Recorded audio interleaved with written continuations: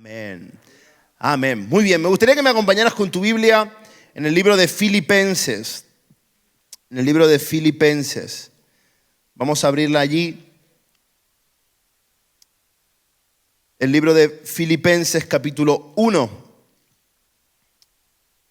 En estos últimos meses es como que me he sentido muy atraído por este libro y casi sin darme cuenta, lo decía esta mañana compartiendo en Estepona, pues he predicado todo el libro prácticamente de Filipenses.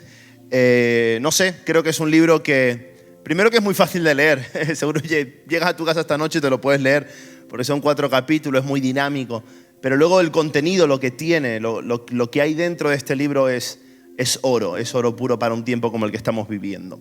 Y hoy quiero poder centrarme en los primeros versículos. Vamos a leer del versículo 3 en adelante hasta el 11, que es casi la introducción a la carta. Y la introducción son siempre esos versículos que solemos no prestarle atención, porque decimos, bueno, luego viene la parte buena, ¿no? Es como cuando empieza la peli, te puedes permitir distraerte un rato porque lo gordo empieza después.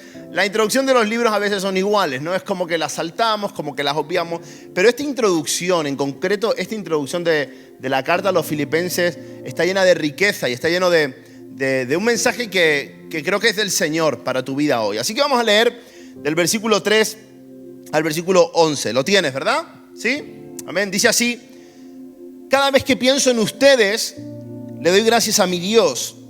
Y siempre que oro, pido por todos ustedes con alegría, porque han colaborado conmigo en dar a conocer la buena noticia acerca de Cristo desde el momento en que la escucharon por primera vez hasta ahora. Versículo conocido, versículo 6. Y estoy seguro de que Dios, quien comenzó la buena obra en ustedes, la continuará o la perfeccionará hasta que quede completamente terminada el día que Cristo Jesús vuelva. Y está bien que sienta estas cosas por todos ustedes, porque ocupan un lugar especial en mi corazón. Participan conmigo del favor especial de Dios, tanto en mi prisión como al defender y confirmar la verdad de la buena noticia. Dios sabe cuánto los amo y los extraño con la tierna compasión de Cristo Jesús. Le pido a Dios que el amor de ustedes desborde cada vez más y que sigan creciendo en conocimiento y entendimiento, y quiero que entiendan lo que realmente importa, a fin de que lleven una vida pura e intachable hasta el día que Cristo vuelva, que estén siempre llenos del fruto de la salvación, es decir, el carácter justo que Jesucristo produce en su vida, porque esto traerá mucha gloria y alabanza a Dios. El tema principal de la carta a los filipenses es el gozo. En Filipenses está ese versículo que dice regocijaos, y otra vez os digo regocijaos. Y de hecho la iglesia de Filipenses es motivo de gozo para Pablo. Pablo dice, ustedes son como mi corona. Pablo está en una situación difícil, más difícil que las que tú y yo enfrentamos. Él está preso, él tiene que prestar audiencia ante Roma, tiene que defenderse, está en una situación realmente compleja. Pero dice aquí en los primeros versículos de esta carta que él está orando, y me gusta porque dice, ruego al Señor con alegría. Pido al Señor con alegría. Y pienso que muchas veces cuando le pedimos al Señor lo hacemos con tristeza, ¿no? Lo hacemos pidiendo desde ten compasión de mí, ¿no? Muchas veces nos identificamos más con Bartimeo, que grita para que Dios lo escuche, que con alguien que es capaz de pedir sonriendo. Pablo está orando por la iglesia y lo hace con gozo, con alegría. ¿Qué hay? Mi pregunta es, ¿qué hay en el corazón de Pablo como para estar alegre en una situación como la que vive? ¿Y qué hay en la iglesia de Filipenses como para que al recordarlos a ellos se le llene de alegría su corazón? Es como cuando, no sé si te ha pasado alguna vez, ¿no? Que recuerdas a un ser querido, a alguien quien quieres, quien ama, y de repente se te dibuja una sonrisa en el rostro, ¿no? Y alguien te dice, hey, ¿qué te pasa? No, es que me acordé de... Pues lo mismo le pasa a Pablo con Filipenses. Hay gozo en su corazón y hay seguridad, hay algo de lo que él está convencido. Y en esta mañana, fue esta mañana, hoy es esta noche ya, perdonen mis horarios, están un poco trastocados. En esta noche quiero que podamos ver algunas de las cosas que Pablo entiende como para poder estar con gozo y como para hacer una iglesia que genera gozo. Es interesante, pero en estos versículos hay algunas cosas que son como pequeños mensajes que tienen la capacidad de darte gozo, sea cual sea la situación que estés viviendo. Y lo primero que quiero que sepas es que Pablo, al recordar a Filipenses y a la iglesia, en lo que piensa es en lo que tienen ahí en pantalla. Piensan justamente en esto, en que los creyentes de Filipenses están en proceso de algo. Mira,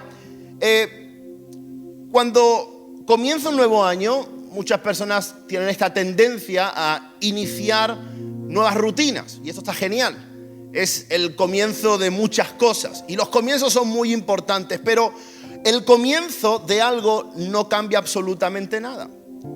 Pero si tú un comienzo lo estableces como un hábito y ese hábito le aportas disciplina y entras en un proceso, el proceso trae cambios profundos a tu vida. Esto pasa con cualquier disciplina, con aprender un idioma, con bajar de peso, con hacer deporte, con cualquier cosa. Todos comenzamos y para comenzar solemos ser muy buenos, pero los comienzos no traen realmente ningún cambio. Pero cuando entramos en procesos, los procesos tienen la capacidad de transformar, de traer cambios que perduren para siempre. Y si algo Pablo les quiere decir a los filipenses es recordar esto, que ellos están en proceso. Y para eso les dice 2 o 3 cosas importantes, que son las que yo quiero compartirte esta noche. El versículo 6, el más conocido de esta sección, dice: y yo estoy seguro que el Dios que comenzó la buena obra en ustedes la continuará hasta que quede completamente terminada. Lo primero que Pablo le quiere decir a esta iglesia y a cada uno es esto, es: Dios no ha terminado. Esto es lo primero que quiero que sepas en esta noche.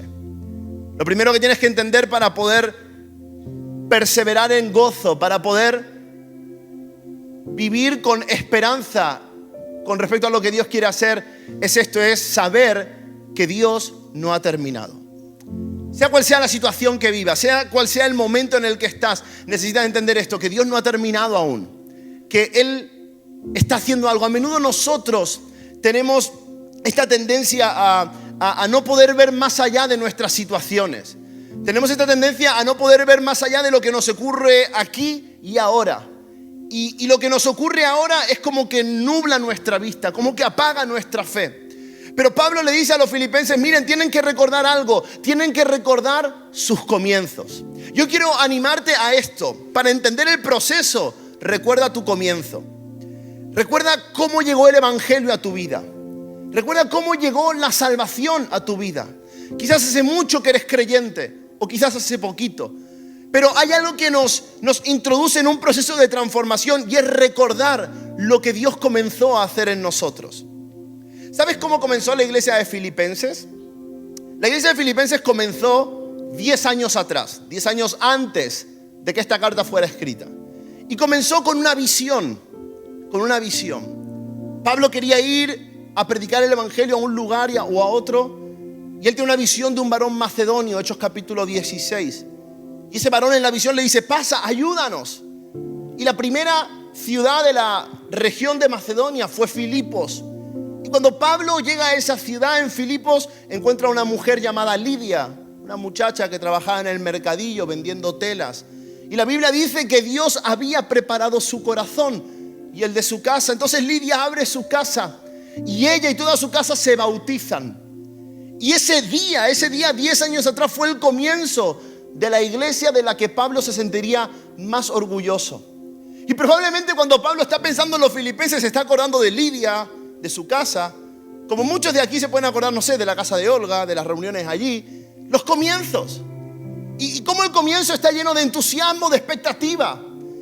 Imagínate, ¿no? Lidia con su familia, lo que puede ocurrir. Y un día a la reunión de Lidia llega el carcelero que había azotado a Pablo, que resulta que ahora se ha convertido. Imagínate la casa, como están todos contentos y todos soñando con lo que Dios va a hacer. Entonces, Pablo le dice, el que comenzó en vosotros la buena obra, el mismo que dio inicio a algo tan sorprendente como lo que hoy estáis viviendo, el mismo que perdonó tu pecado, el mismo que te salvó de la muerte, el mismo que te hizo libre de la adicción, el mismo que restauró tu casa, que bendijo tu negocio, el mismo Dios que comenzó a hacer algo en ti hace X tiempo atrás, todavía trabaja en ti.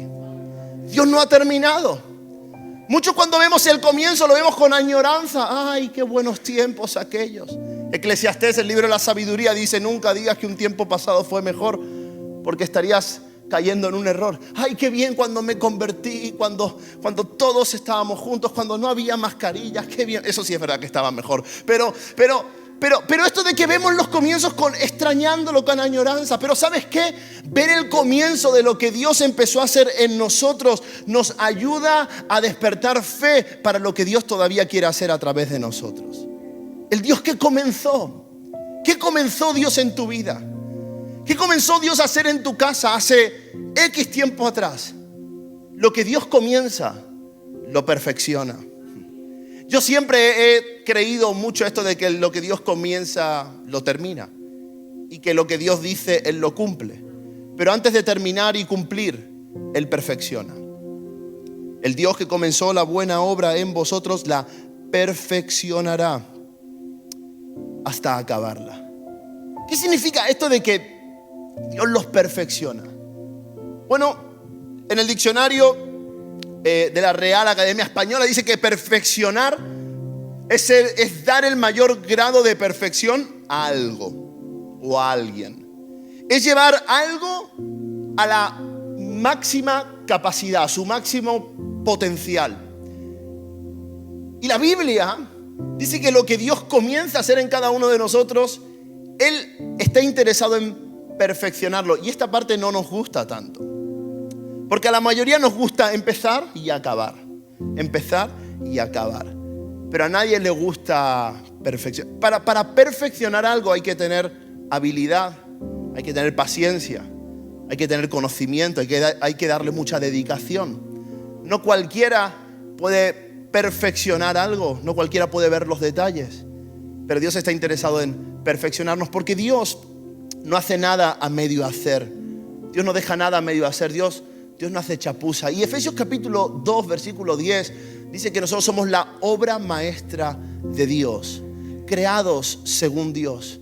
Ahora, cuando tú y yo recibimos a Jesús en el corazón y entramos en una nueva vida por la fe en Jesús, tú y yo iniciamos un nuevo camino que el Señor quiere perfeccionar. Y esto es el mensaje. Y lo primero que quiero que sepas es que Dios no ha terminado, y cuando parece que todo termina, lo que Dios está haciendo es perfeccionarte. Quizás tú estás atravesando por un tiempo de silencio, o quizás estás atravesando por un momento de soledad, o por un momento de desilusión, o quizás estás en un momento de éxito donde parece que Dios no es tan necesario como antes. Pero quiero decirte que Dios todavía no ha terminado contigo y quiere perfeccionar lo que un día Él comenzó. Y dice la Biblia que continuará hasta que quede totalmente terminado. La pregunta para nosotros hoy, en estos primeros días del año, es: ¿sigue Dios trabajando en mí? ¿Estoy dejando al Señor que Él pueda perfeccionar mi vida? Porque el comienzo de la vida cristiana tiene que ver con grandes cambios. No, es como que de repente, no sé si os ha pasado, pero esto de que tú hablabas mal así, como que te salía por la boca de todo menos cosas buenas, ¿no? Eso que aprendes del otro idioma siempre al principio, ¿no? Bueno, pues eso mismo. Es como, y de repente te convierte, y de repente, no sé, empiezas a hablar diferente.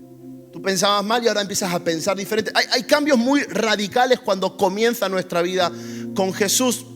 Y esto es muy interesante, pero esos cambios que el Señor hace al principio tiene que ver con algo, con nuestra rendición. Tiene que ver con que en el comienzo nosotros nos rendimos completamente. De hecho, ¿cuál es el primer paso para creer en Jesús? ¿Qué le decimos a cualquier persona cuando quiere recibir a Jesús en su corazón? ¿Qué le decimos? ¿Que es necesario qué? Hacer de nuevo, que significa que tiene que ¿qué?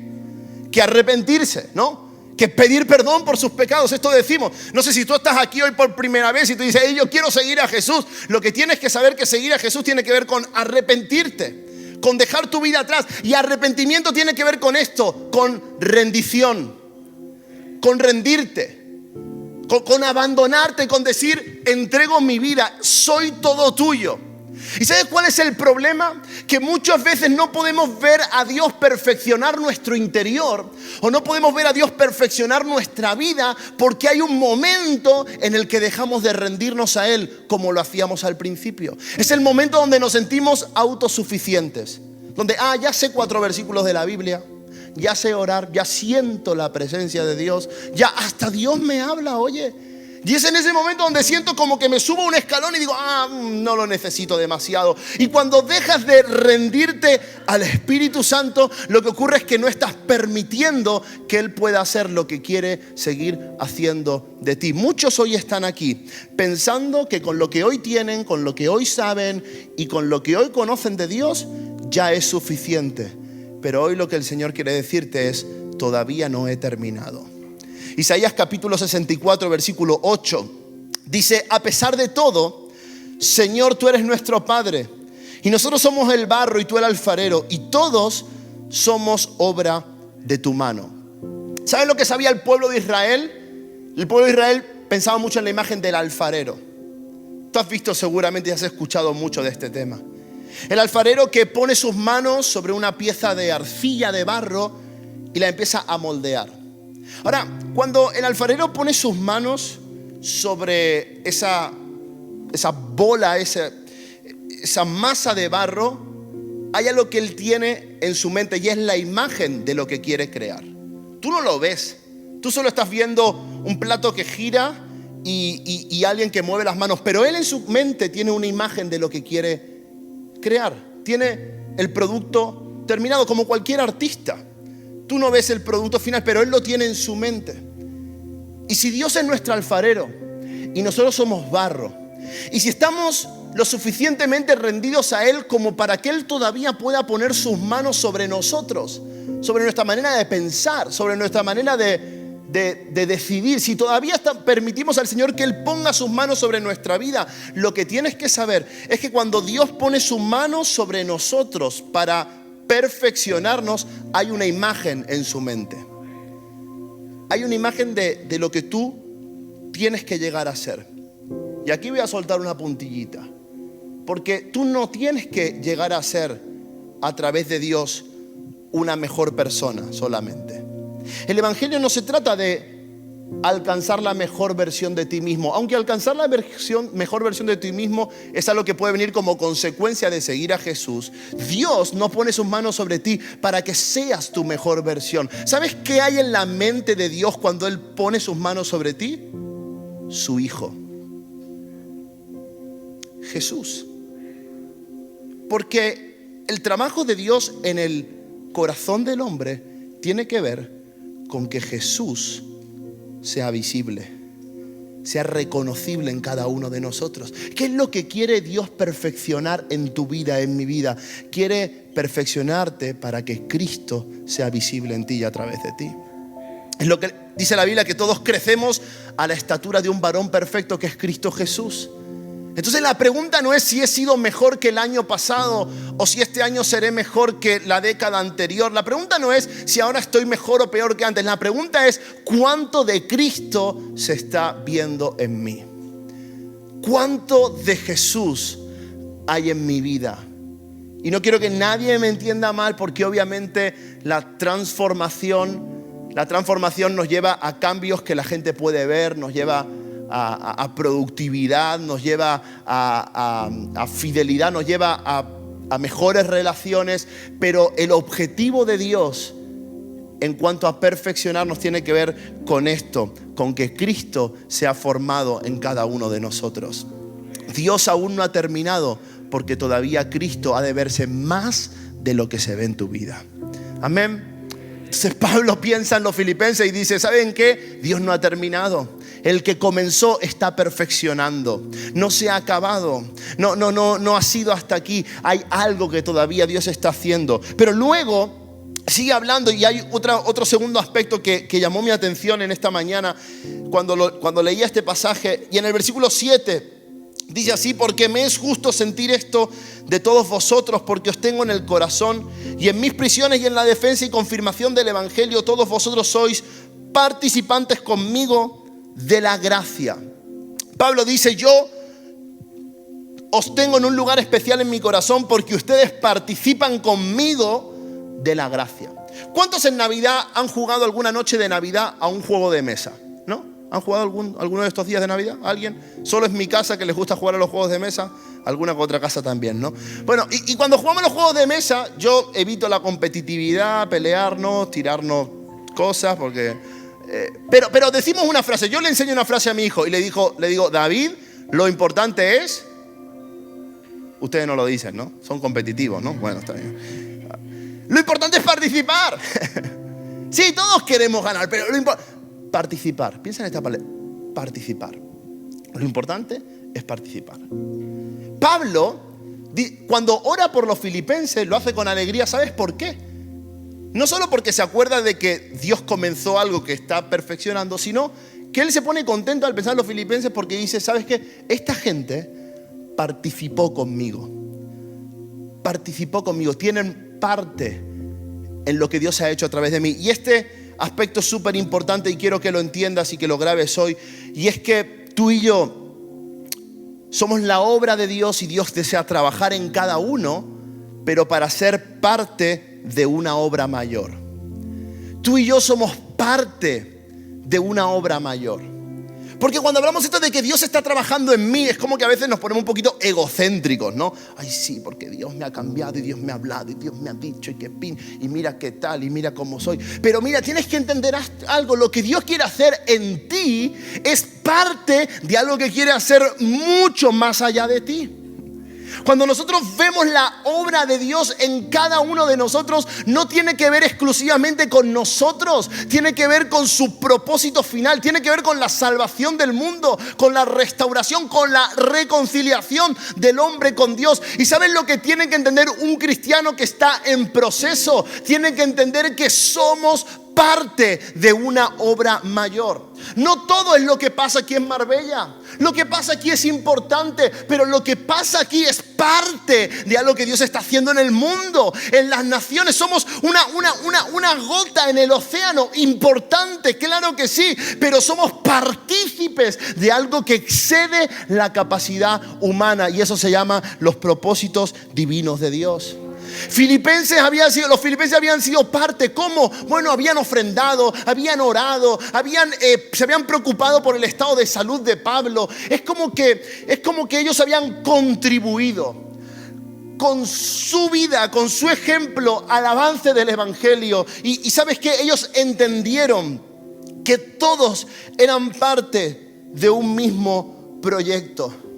Y en este año quiero animarte a entender que tu vida es más de lo que ocurre en tu pequeño mundo. Tu vida es más de lo que ocurre en tus cuatro paredes, en las personas que conocen. Lo que Dios está haciendo en ti y contigo tiene que ver con algo que Dios está haciendo en todo el mundo al mismo tiempo. Y tenemos que sabernos partícipes de la gracia, porque ¿sabes qué? Todos hemos sido salvos por la gracia. A todos el Señor nos ha perdonado. Sí, uno era más malo que otro. A veces es como que competimos a ver quién era peor. No, pero es que yo antes de Jesús no vea lo que hacía. Mira, da igual. Todos somos parte del mismo cuerpo. Somos la iglesia de Cristo Jesús. Entonces no competimos, no rivalizamos, no andamos mirando por encima del hombro a ninguno de mis hermanos, porque todos somos parte de una misma cosa, que es la iglesia de Jesús. Y Pedro, pensando en esto, dice: porque todos somos piedras vivas. Todos somos piedras vivas por las cuales es construida el edificio. Pero hay una piedra, que es la piedra angular, la piedra principal. La piedra que no puede ser quitada, pero por la que muchos tropezaron. Esa es Cristo Jesús. Sin esa piedra se acabó el proyecto.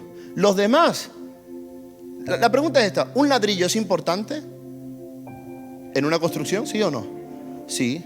Claro que sí, pero por sí solo no es nada.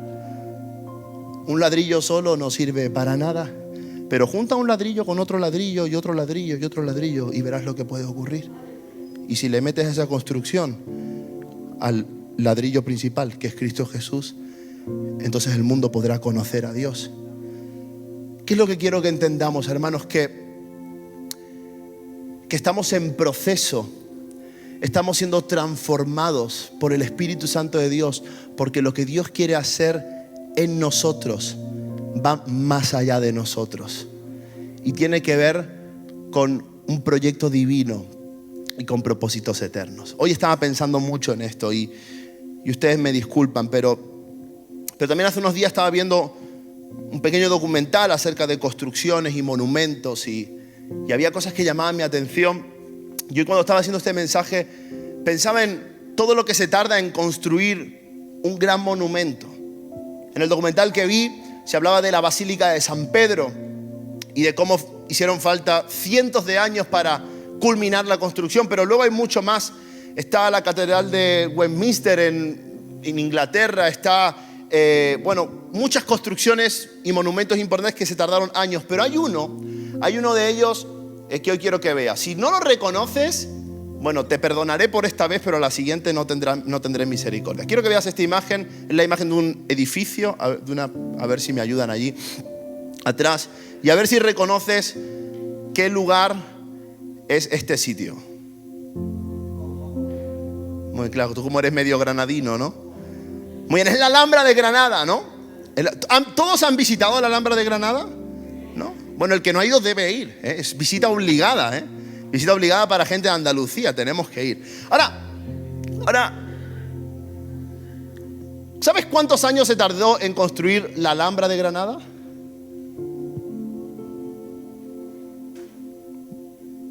¿Alguien da más? 500 dicen por aquí. ¿Alguien da menos? El proyecto era de 1000 años. 1000 años. Se calcula que entre 800 y 1000 años fue lo que se necesitó para terminar la construcción de la Alhambra de Granada. Y un lugar que es reconocido a nivel mundial necesitó de 1000 años. Ahora, ¿cuánta gente hace falta para construir algo durante 1000 años? Mucha gente. Muchas generaciones. ¿Sabes que no sabemos los nombres de las personas que los construyeron? No tenemos ni idea.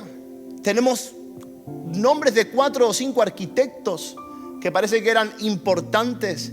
Tenemos el nombre de Mohamed I que vivió allí. Tenemos algunos nombres, pero no tenemos realmente datos, porque lo importante no eran las personas, ni siquiera el tiempo. Lo importante era el proyecto. Y pasaba una generación y pasaba otra generación y otra generación, y todos ponían su parte para una construcción que marcaría la historia de una nación y de un pueblo. Y si 1000 años requirieron de cientos y cientos de personas y familias que entregaron su vida, entregaron su talento, su sacrificio para que eso saliera adelante, ¿cómo nosotros no vamos a sentirnos orgullosos, no vamos a entregarnos a un proyecto que tiene mucho más que 1000 años, un proyecto que viene desde la eternidad, y un proyecto que tiene que ver no con paredes y palacios y fuentes, sino que tiene que ver con la redención del hombre? ¿Cómo nosotros no vamos a poner nuestra parte anónima, nuestra parte desinteresada por el proyecto de la salvación del mundo? ¿Cómo tú y yo no vamos a contribuir y participar de la construcción y de el establecimiento del reino de Dios en la tierra? Porque si la Alhambra fue importante, cuánto más lo es el reino de los cielos. Y los filipenses dicen, nosotros somos parte de ello, ¿eh? Yo te animo a que seas parte, a que sí que busques una transformación personal, busques algo que Dios haya empezado y continúe haciendo en tu vida, pero que eso te lleve a ser parte de los proyectos y los propósitos que Dios tiene para la iglesia. Y quiero terminar con lo siguiente, versículo 9. Dice, y esto pido en oración, que vuestro amor abunde aún más y más en ciencia y en todo conocimiento, para que aprobéis lo mejor, a fin de que seáis sinceros e irreprensibles para el día de Cristo, llenos de frutos de justicia que son por medio de Jesucristo para gloria y alabanza de Dios. Pablo empieza esta carta diciendo: cuando pido al Señor, lo hago con gozo. Y termina esta introducción diciendo: lo que pido al Señor, nos dice lo que le ha pedido, lo que está orando. Y fíjate lo que Pablo está orando. Pablo está diciendo: le pido a Dios que el amor de ustedes desborde cada vez más y que sigan creciendo en conocimiento y entendimiento. Y lo tercero que quiero que sepas y quiero que te quedes para entender que estamos en proceso es la importancia del amor. Quiero que te quedes con estas tres cosas. Dios no ha terminado aún. Eres parte de una obra mayor. Somos parte de un proyecto mayor. Y quiero que podamos comprender la importancia del amor. Pablo pide y ora y dice que el amor desborde. Que el amor de ustedes desborde más y más. Y hermanos, esto es súper interesante porque Pablo revela lo que hay en su corazón y lo que hay en su oración. Y mientras se ve encerrado y custodiado por guardias romanos, él está pidiendo que el amor de los creyentes desborde cada vez más. Y el trabajo de Dios en nosotros, la obra de Dios en nuestra vida tiene que ver con este punto principal del Evangelio. A esto es lo que el Señor quiere llevarnos. Esto es lo que Dios quiere hacer en tu vida en este año. Que el amor crezca, que el amor aumente, que el amor hacia Dios, que el amor hacia las personas, que el amor hacia su propósito vaya más y más, que el amor de Dios te mueva a obedecer tu palabra, que el amor de Dios te mueva a cumplir sus mandamientos, a dar pasos de fe. El amor. Porque si no tengo amor, entonces no soy nada. Y la fe, la esperanza y el amor permanecen para siempre, pero el más importante de estos es el amor. Y Jesús dijo: si quieres resumir toda mi enseñanza y toda la ley, amarás al Señor con todo tu corazón, con toda tu alma, con toda tu mente. ¿Qué es lo que importa? El amor. Amaos los unos a los otros como yo os he amado, para que el mundo crea. El amor. ¿Qué debe haber en un cristiano en proceso?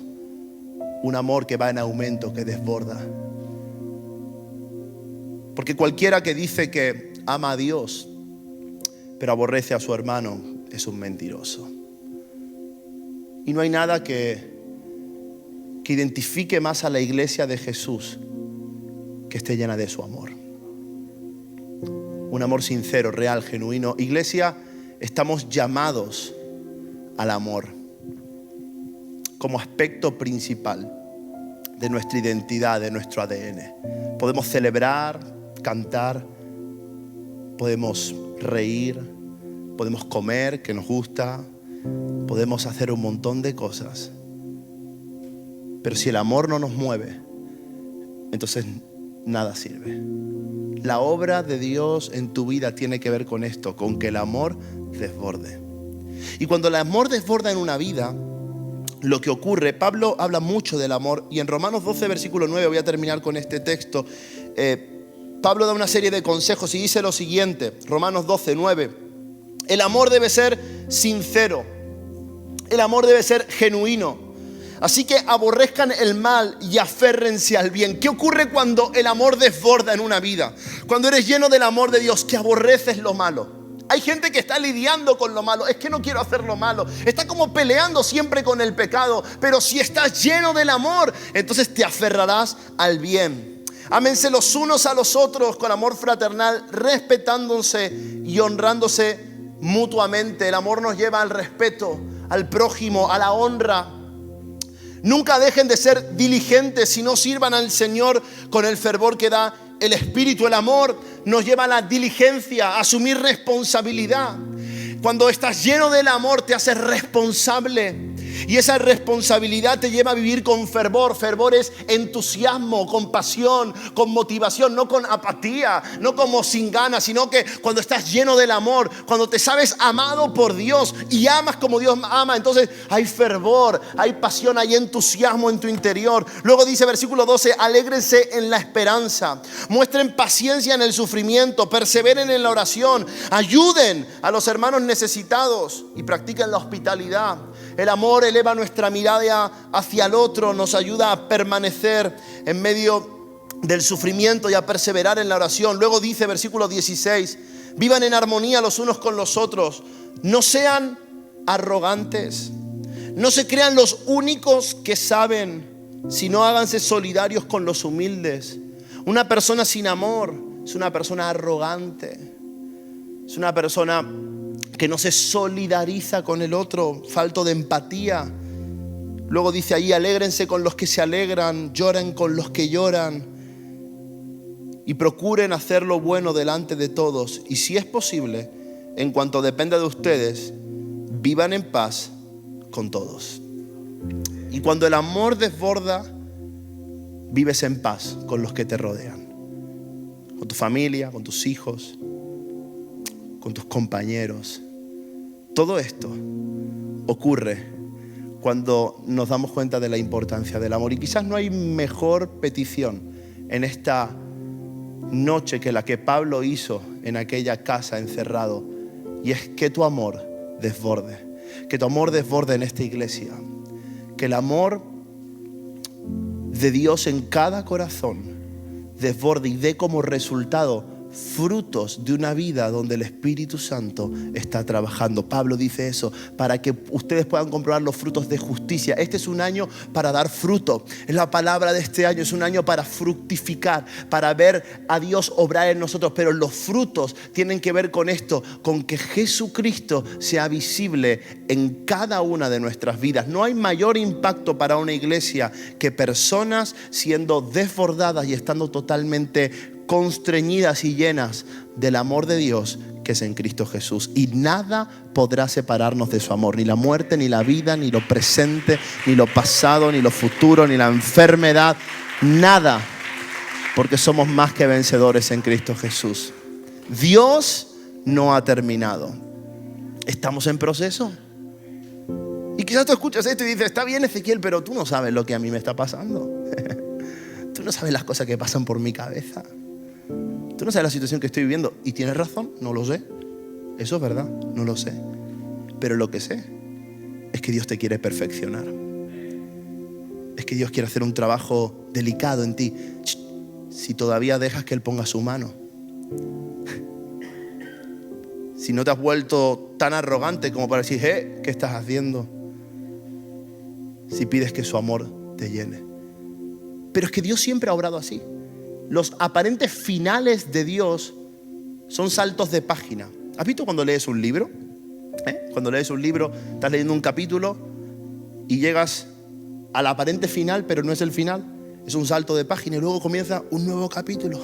En Dios pasa muchas veces lo mismo. A veces que parece que estamos llegando a finales en nuestra vida que solo son saltos de página, porque Dios sigue haciendo su obra. Y siempre lo ha hecho así. Lo que el hombre ve como un final, Dios lo ve como el principio de algo nuevo que está por comenzar. Y de hecho hay un dato curioso, de verdad que termino con este. Y el dato es el siguiente. Cuando Jesús murió en la cruz y lo bajaron de la cruz y lo pusieron en una tumba que no había sido ocupada. José de Arimatea, Nicodemo puso dinero, lo pusieron en esa tumba y allí estuvo. Y al tercer día, ¿qué pasó? Jesús resucitó. Y cuando María llegó el domingo por la mañana, vio que la tumba estaba vacía, se le apareció un ángel. Y ella fue a los discípulos a contarles lo que había ocurrido. Hey, que no está, que ha resucitado. Y ellos no lo creen. Entonces Pedro y Juan van corriendo al sepulcro, a la tumba. Y lo que ven probablemente es algo como esto, como la siguiente imagen. Dice en Juan capítulo 20, versículo 7. Y el sudario que había estado sobre la cabeza de Jesús no puesto con los lienzos, sino doblado en un lugar aparte. Cuando ellos llegan allí y Juan es el único que escribe este detalle y es de suma importancia, llegan, la tumba está vacía, pero lo extraño y que él deja ahí escrito es que el sudario es ese lienzo, esa tela que cubría al difunto, estaba doblado aparte. Lo normal hubiera sido que el sudario estuviera enrollado allí, puesto. ¿Qué pasa? ¿Que Jesús aprendió a hacer la cama? Pues probablemente sí, pero no es el tema, no es lo que Juan quiere decir. Pero curiosamente el sudario está doblado aparte. ¿Y qué quiere decir esto? Porque quiere decir algo. Claro, tú y yo no somos judíos y no tenemos ni idea de qué significa esto. Pero cualquier judío que leía esto sabía que esto tenía un significado. ¿Lo quieres saber? No, lo dejamos aquí, ¿no? Nos vamos ya. Lo dejamos aquí total. Que Juan lo explique la semana que viene. Mira, cuando un amo, tú sabes que en la cultura judía en esa época había amos y siervos. Entonces cuando un siervo preparaba la mesa para el amo, para la hora de la comida, el siervo preparaba toda la mesa y la disponía para que el amo la comiera. Entonces el amo se sentaba allí y comía, y estaba ya el tiempo que fuera necesario. Y mientras tanto el siervo esperaba a que el amo terminase. Y cuando el amo terminase era importante esto. Él tomaba el sudario o el lienzo y probablemente se limpiaba y entonces lo dejaba sobre la mesa. Y se levantaba y se marchaba. Y si esto era hecho así, el siervo sabía que la comida había terminado y que era momento de recoger la mesa, que el amo había terminado su comida. Pero había a veces que la tradición judía decía lo siguiente, que si el amo tomaba el papel o la servilleta para nosotros y lo doblaba y lo ponía a un lado de la mesa, eso significaba algo, y era que todavía no había terminado y que iba a volver. El amo podía levantarse de la mesa, podía ir a otro sitio, pero si la servilleta estaba doblada al lado de la mesa, el siervo sabía que la mesa no podía ser levantada, porque el amo había dejado un mensaje: todavía no he terminado, voy a volver. ¿Por qué Jesús dobló el sudario en la tumba después de resucitar? Porque había un mensaje que quería dejar a todos aquellos que lo fueran a ver, y era que Él todavía no había terminado y que Él iba a volver. Lo que parece el final es el inicio de algo nuevo. Y de hecho Jesús volvió y se apareció a ellos mostrándoles paz, sus manos, sus huecos, sus cicatrices, diciéndoles: hey, id por todo el mundo, predicad el evangelio, ahora comienza lo bueno. Y ellos pensaban que todo había acabado con Jesús muriendo o resucitando, pero realmente esto decía que no, que todavía había algo por hacer. Y hermano, a veces somos muy rápidos en nuestra vida para hacer bollos, para decir: venga, acabé, se terminó. Pero sabes que la mesa tiene que estar puesta, y estará puesta hasta el día en que Él venga por nosotros. Ese día seguiremos cenando con Él. Serán las cenas de las bodas del Cordero, será una cena diferente, pero hasta ese día, hasta el día que Cristo vuelva, Él perfeccionará la obra que Él va a hacer con cada uno de nosotros. Por eso comienza un nuevo año y no puedes pensar que ya ha acabado, que ya no hay esperanza, que ya no sé qué va a pasar, que ya Dios, ya con esto es suficiente, porque Dios quiere que sepas hey, que todavía no he acabado, que quiero perfeccionarte, quiero tenerte en mis manos, porque quiero hacerte parte de algo más grande que tú mismo. Quiero que el amor que yo he puesto en ti desborde, el amor contagie a otros, se multiplique, alcance. Y cuando eso ocurra, seguiré trabajando en ti. Porque Dios no habrá terminado tampoco. ¿Hasta dónde? ¿Hasta cuándo? Hasta que Él venga. Muchos se equivocan a la hora de hacer preguntas al Señor y dicen: Señor, ¿hasta cuándo? ¿Hasta cuándo tú me vas a tener así? La pregunta no es ¿hasta cuándo? La pregunta es: ¿qué quieres hacer a través de esto? Es cómo, es enséñame, es transfórmame, es cuánto de Jesús se ve en mí. ¿Qué tal si cierras tus ojos ahí en tu lugar? Y en esta noche nos ponemos en las manos del Señor. En esta noche nos rendimos a Él. Quizás como nos rendimos al comienzo, como nos rendimos esos primeros días que comenzamos a seguirle, o el día que nos bautizamos, o el día que nos hablaron de Jesús. ¿Qué tal si hoy le dice: Señor, yo me rindo a ti, Señor, y me rindo a tu voluntad?